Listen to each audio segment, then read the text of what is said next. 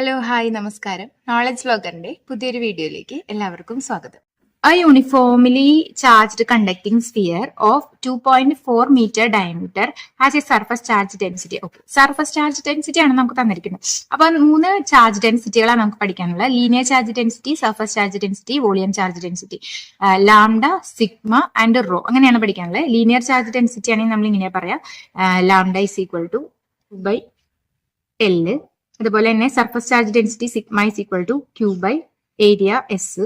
അതുപോലെ തന്നെ rho volume charge density Q by V. ഇങ്ങനെ 3 ചാർജ് ഡെൻസിറ്റികളെ നമുക്ക് പഠിക്കാനല്ലേ.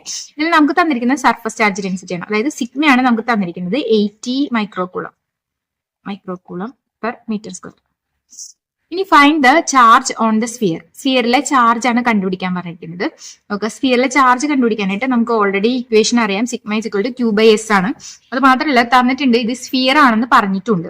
അപ്പൊ നമ്മൾ ഇത് കൊടുത്തേമോ എന്താ വരാം, sigma is equal to Q by S ന്ന് നമുക്ക് ക്യൂന് ഇക്വേഷൻ എടുക്കാം, കാരണം നമുക്ക് ചാർജ് ആണല്ലോ വേണ്ടത്. ചാർജ് എന്താന്ന് ചോദിച്ചാൽ സിഗ്മ എസ്. ഇവിടെ എസ് എന്താന്ന് വെച്ച് കഴിഞ്ഞാൽ ഇതൊരു സ്ഫിയർ ആണ്, അതിന്റെ സർഫസ് ഏരിയ എന്ന് പറയുന്നത് 4πr² ആണ് അല്ലെ. അതിന്റെ റേഡിയസ് നമുക്ക് ഡയമീറ്റർ നമുക്ക് തന്നിട്ടുണ്ട് 2.4 മീറ്റർ. അപ്പൊ അതിന്റെ പകുതി എടുത്താൽ മതി, റേഡിയസ് കിട്ടും. അപ്പൊ നമുക്ക് ക്യൂ ഇസ് ഈക്വൽ ടു എന്താ വരാ, സിഗ്മ എന്ന് പറയുന്നത് 80 മൈക്രോ കുളം ആണ്. അപ്പൊ അതിന് 10⁻⁻6 ഇൻറ്റു 4 ഇൻറ്റു 3.14 ഇൻറ്റു 2.4ന്റെ പകുതി എന്ന് പറഞ്ഞാൽ 1.2 ആണ്, ഹോൾ സ്ക്വയർ അല്ലെ.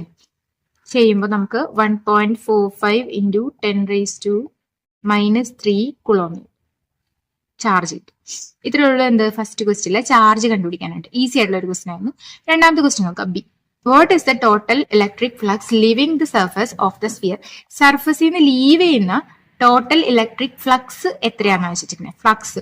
ഫ്ലക്സ് കണ്ടുപിടിക്കാനായിട്ട് നമ്മൾ എന്താ ചെയ്യുക, ഗോസസ് തിയറം യൂസ് ചെയ്താൽ മതി. Flux equal to Q by epsilon 0. അതിൽ ക്യൂ നമ്മൾ ഓൾറെഡി കണ്ടുപിടിച്ചു, എത്രയാണ് 1.45 ഇൻറ്റു 10⁻³ ആണ്, ഡിവൈഡഡ് ബൈ എപ്സിലോൺ 0 നമുക്കറിയാം എത്രയാണ് 8.85 ഇൻറ്റു 10⁻⁻12 കൊടുക്കുക. അപ്പൊ നമുക്ക് ഇങ്ങനെ കിട്ടും 1.6 into 10⁸ newton metre square per coulomb എന്ന് ആൻസർ കിട്ടും. ഓക്കെ, ക്ലിയർ ആണോ? അപ്പോ ഒന്നാമത്തെ ക്വസ്റ്റില് നമ്മളോട് ചാർജ് ആണ് ചോദിച്ചിരുന്നത്, രണ്ടാമത്തെ ക്വസ്റ്റില് ഫ്ലക്സ് ആണ് ചോദിച്ചിരുന്നത്.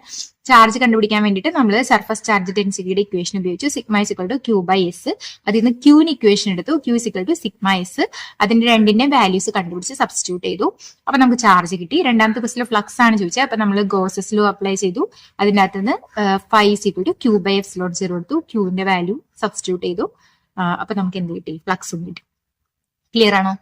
ഇത്രയുള്ളൂ നമ്മുടെ 21ാമത്തെ ക്വസ്റ്റ്യൻ. ഇനി നമുക്ക് അടുത്ത ക്വസ്റ്റ്യനിലേക്ക് പോവാം, 22ാമത്തെ ക്വസ്റ്റ്യൻ.